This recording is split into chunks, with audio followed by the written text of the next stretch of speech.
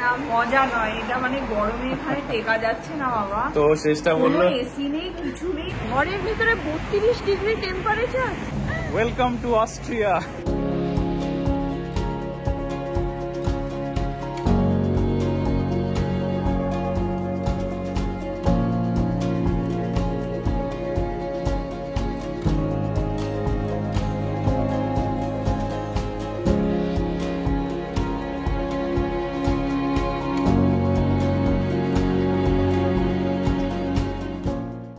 Europe তো actually খুব renowned vacation spot, তাই না? তাহলে শেষটা এরকম রিয়াকশন দিচ্ছে কেন?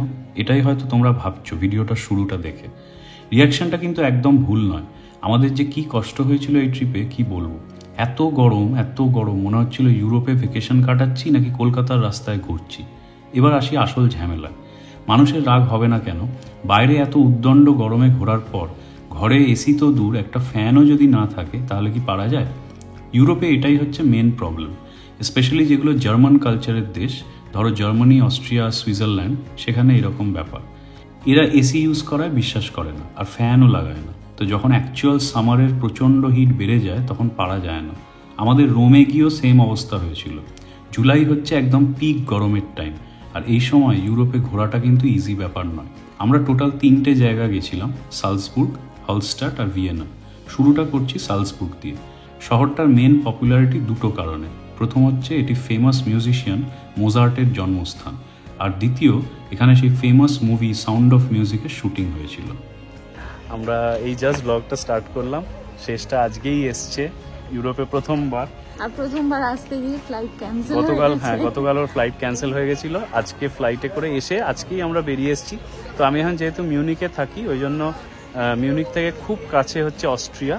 মিউনিকের একদম মানে জার্মানির একদম বর্ডারই হচ্ছে সালজবুর্গ। তো আমরা সালজবুর্গে এসেছি এখন।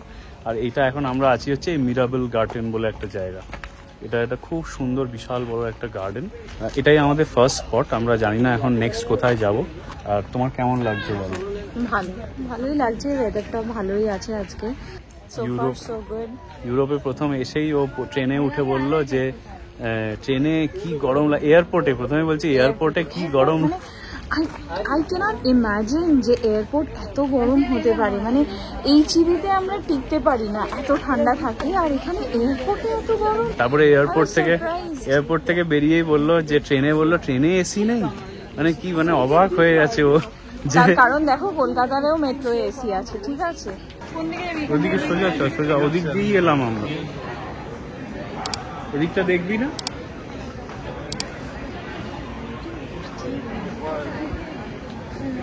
আমরা এখন মোজার্টের বার্থ হাউসে, মানে মোজার্ট সালজবুর্গে জন্মেছিল এবং এই বাড়িটাই হচ্ছে ওর বাড়ি ছিল। তো এটার নিচে আমরা দাঁড়িয়ে আছি, দিস ইয়েলো বিল্ডিং। তোমাদের কেমন লাগলো বলো? গেটে একটু পানের পিকের মতো দাগ, but Mozart spent most of his earlier days here. আর আমরা আরেকটা জায়গায় গেছিলাম, ওটা মোস্ট প্রবলি ভিয়েনাতে। আমরা যদি ভিয়েনা যাই তাহলে ওটাও দেখাবো, চেষ্টা করবো দেখানো। ওইখানে হচ্ছে পরের দিকে মোজার্ট ওই মুভ করে গিয়ে ওই বাড়িটায় থাকতো, but this is his birth house. আমরা এখন সেন্ট্রাল স্টেশনে ফেরত যাব। এটা বাস স্টপ। এই যে এইচ লেখা দেখতে পাচ্ছ, এটা হচ্ছে বাস স্টপ। এই বাস স্টপটা দেখো কি সুন্দর। এই পেছনে এই পুরো এটা হচ্ছে পাথরের মধ্যে কাটা এরকম সুন্দর ইয়ে করা আছে, মূর্তি বানানো আছে সুন্দর। এটা বাস স্টপ। পরের দিন সকালবেলা আমরা বেরিয়ে পড়লাম হলস্টাটের দিকে। খুব সুন্দর অ্যালপস পর্বতের একদম মাঝখানে ছোট্ট একটা টাউন। শেষটা এত টায়ার্ড ফিল করছিল কারণ মাত্র 2 দিন হয়েছে ও ইউরোপ এসেছে, আর 7 ঘন্টা জেটল্যাগ কাটিয়ে ওঠা ইজি ব্যাপার নয়। পারফেক্ট ইউরোপ ট্রিপ হচ্ছে আমাদের ট্রেনে করে। একজন ঘুম থেকে সবে উঠলো আর ও জেগেছিল। ও আর আমি সমানে ভিডিও করে যাচ্ছি, ছবি তুলছি, আর শেষটা এতক্ষণ ঘুমোচ্ছিল। এতক্ষণ পর যখন এসব ফ্যাক্টরি দেখা যাচ্ছে, এখনও ঘুম থেকে উঠেছে। বাট আমরা আজকে যাচ্ছি হচ্ছে হলস্টাট হচ্ছে ইউনেস্কো হেরিটেজ সাইট। জানি না কতটা দেখতে পাবো, অনেক দেরি হয়ে গেছে আমাদের, আজকে প্রায় 4টে বেজে গেছে আসতে। এরকম দার্জিলিং টাইপস ফিলিং হচ্ছে না? এই ট্রেনটায় করে আমরা এসেছি। ফাইনালি আমরা এসে পৌঁছেছি অস্ট্রিয়ার one of the best location, Hallstatt. এখান থেকে বাসে যেখানে নামায় সেখান থেকে হেঁটে মোটামুটি ওই 6-7 মিনিট হাঁটতে হয়। তাহলে ওই অ্যাকচুয়াল যে লোকেশনটা, মানে যেখান থেকে পুরো ওই প্যানোরামিক ভিউটা দেখা যায়, সেটা হচ্ছে ওই হেঁটে 7 মিনিট পরে। একটু তাড়াতাড়িও করতে হচ্ছে, তার কারণ হচ্ছে আমাদের বলে দিয়েছে 7টার সময় লাস্ট বাস, ফিরতেও হবে, নয়তো এটা এতটাই রিমোট জায়গা যে এখানে আটকে যাবো। এটা প্যানোরামিক ভিউ পয়েন্ট। একটু আগে গেলে পুরো দেখা যাবে। আমি বা শ্রেষ্ঠা আমরা কোনোদিনই ইউরোপের কোনো পাহাড়ের জায়গায় যাইনি। আমাদের তো খুব ভালো লাগছিল, আর শ্রেষ্ঠার বোন তো খুব এক্সাইটেড ছিল গোটা ট্রিপটাই ইউরোপ ঘুরছে বলে। হলস্টাটের এই জায়গাটা প্রত্যেক বছর শয়ে ট্যুরিস্ট আসে, খুব আইকনিক জায়গা। আমরাও প্রচুর ভিডিও করলাম আর ছবি তুললাম। এটা টিপিক্যাল একদম সেই লেড ব্যাক ইউরোপিয়ান একটা টাউন, খুব ছোট জায়গা কিন্তু খুব সুন্দর, পাহাড়ের একদম পাশে।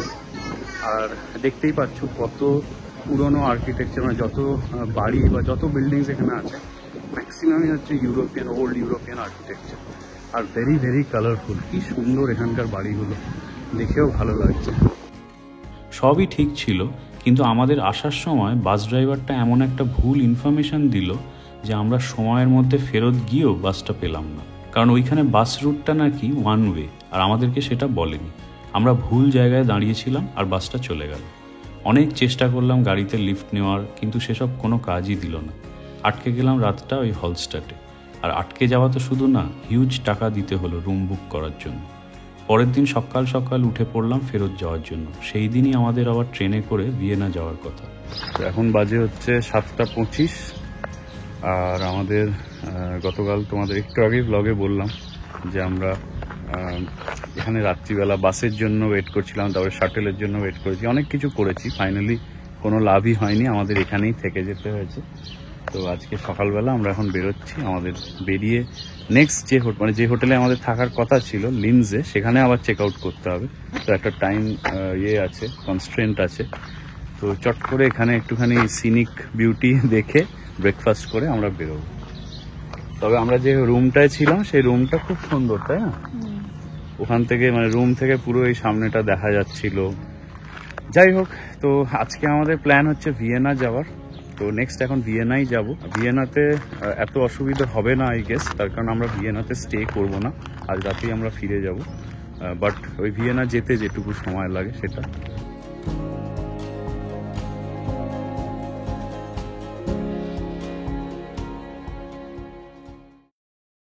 ভিয়েনা পৌঁছলাম একটু বেলা করে, আর আমাদের প্ল্যান একদম সিম্পল ছিল, আস্তে ধীরে রিল্যাক্স করে যতটা দেখতে পারবো দেখব।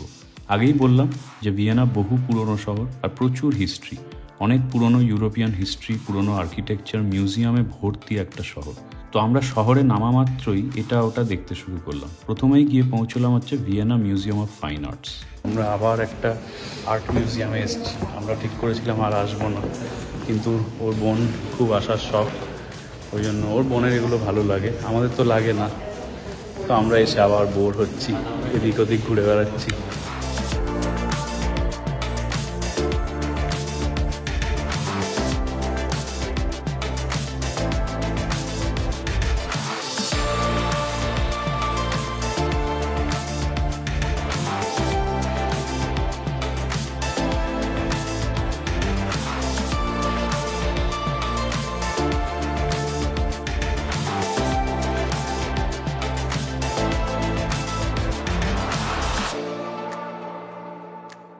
আমরা এখন হেঁটে হেঁটে যাচ্ছি হবসবার্গ। হবসবার্গ হচ্ছে অস্ট্রো হাঙ্গেরিয়ান এম্পায়ার যে ছিল, যে রাজারা ছিল, তাদের 6টা সেঞ্চুরি ধরে সেই রাজারা ওইখানেই থাকতো। আর এখন অস্ট্রিয়ান প্রেসিডেন্ট সে ওইখানে থাকে। এটা ভিয়েনার one of the top tourist spots. আমরা এখন হেঁটে হেঁটে ওখানেই যাচ্ছি। একটু আগে ওই মিউজিয়ামটায় ছিলাম, মিউজিয়ামটা থেকে জাস্ট বেরিয়েই 5-4 মিনিট মতো হাঁটা।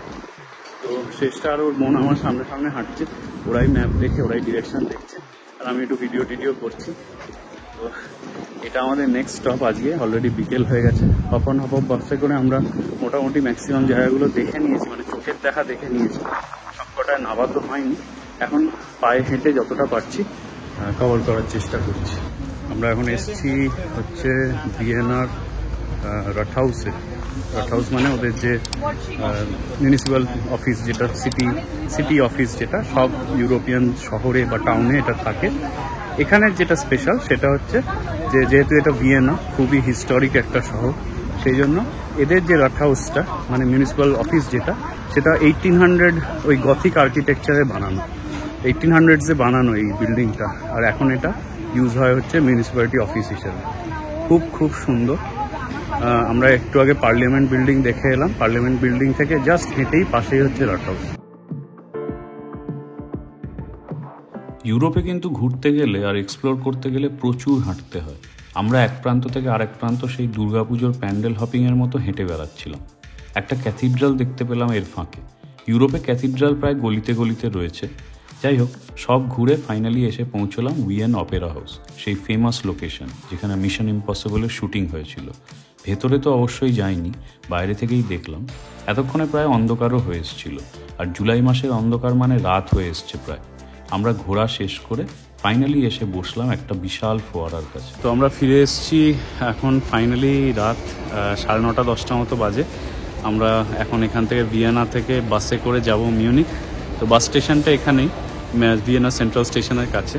তো ওখানেই এসেছি। আমাদের সারাদিন ঘুরবো, সেই জন্য আমরা এখানে লকার পাওয়া যায় ইউরোপে যে কোনো মেজর সিটিতে, যে ট্রেন স্টেশন যেগুলো বড় বড়, সেখানে লকার পাওয়া যায়। মানে লকারে তুমি ওই 2-2.5 ইউরো মতো দিলে তুমি যাবতীয় নিজের জিনিস রেখে তুমি ঘুরতে পারবে। এটা খুব বড় একটা সুবিধে।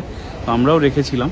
তো ওই লকারের কাছে এখন জিনিসপত্র এই যে সব বার করেছি, করে এখন খাওয়া দাওয়া কমপ্লিট করে উঠবো বাসে, মিউনিকের বাসে। ওভারনাইট জার্নি, 6 ঘন্টায় মিউনিক পৌঁছে যাব। তো আমাদের অস্ট্রিয়া ঘোরা কমপ্লিট হলো। আশা করছি তোমাদের ভিডিওটা ভালো লেগেছে। যদি ভালো লাগে কমেন্টে অবশ্যই জানিও যে কোন সেকশনটা ভালো লাগলো আর কোন কোন জায়গাগুলো তোমাদের পছন্দ হলো। যে আমাদের এই ট্রিপটা প্রচুর আপস অ্যান্ড ডাউনস হয়েছে, এতটা আমরা এক্সপেক্ট করিনি আসার আগে। তবে নেক্সট যাচ্ছি একটা খুব ভালো জায়গায়, নেক্সট উইকেন্ডেই যাচ্ছি।